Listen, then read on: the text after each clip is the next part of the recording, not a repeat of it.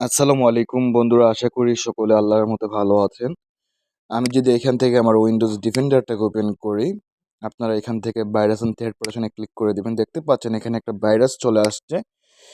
এখান থেকে স্ক্যান করার পরও ফুলভাবে স্ক্যান হয় না, অর্ধেক স্ক্যান হয়ে দেন ভাইরাসটা আবার শো করে। তো এই ভাইরাসটা উইন্ডোজ ডিফেন্ডার থেকে আপনারা কীভাবে পার্মানেন্টলিভাবে ডিলিট করে দেবেন সেটাই দেখিয়ে দেবো এই ভিডিওতে। তো লোভিট আনলকার নামে একটা সফটওয়্যার আপনার ইনস্টল করতে হবে। এটা আপনি গুগলে পেয়ে যাবেন।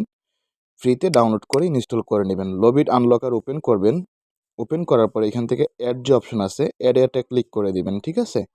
তারপর আপনার সি ড্রাইভে যাবেন, ভাইরাসটা সি ড্রাইভেই থাকে। এখান থেকে প্রোগ্রাম ডাটার ভিতরে যেতে হবে। তো এই যে প্রোগ্রাম ডাটা ফোল্ডারটা, এটা আপনাদের ক্ষেত্রে না থাকতে পারে। তাহলে দিস পিসির ভিতরে যাবেন, এখান থেকে সি ড্রাইভে যাবেন, তারপর উপর থেকে ভিউ যে অপশন আছে, ভিউতে ক্লিক করে দিবেন। তারপর এখান থেকে হিডেন আইটেমে ক্লিক করে দিলে আপনার প্রোগ্রাম ডাটা অপশনটা চলে আসবে। আমরা ক্লিক করে দিলাম, প্রোগ্রাম ডাটা দেখেন চলে আসছে।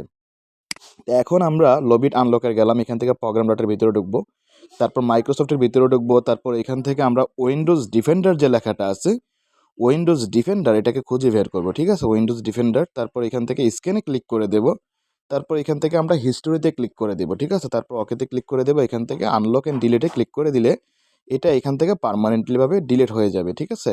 দেখেন ডিলিট হয়ে গেছে। এখন যদি আমরা উইন্ডোজ ডিফেন্ডারের ভিতরে প্রবেশ করি, এখান থেকে উইন্ডোজ ডিফেন্ডারের ভিতরে আমি প্রবেশ করলাম, এখান থেকে ভাইরাস অ্যান্ড থ্রেট প্রোটেকশনে ক্লিক করলাম, দেখেন এখানে কিন্তু ভাইরাসটা নেই। তো আমরা পার্মানেন্টলিভাবে ডিলিট করতে পারি। যদি ভিডিওটি ভালো লাগে অবশ্যই আমার চ্যানেলটিকে সাবস্ক্রাইব করে দিবেন। কথা হবে নতুন কোনো টপিক নিয়ে। আজকের মতো এখানেই, আল্লাহ হাফিজ, আসসালামু আলাইকুম।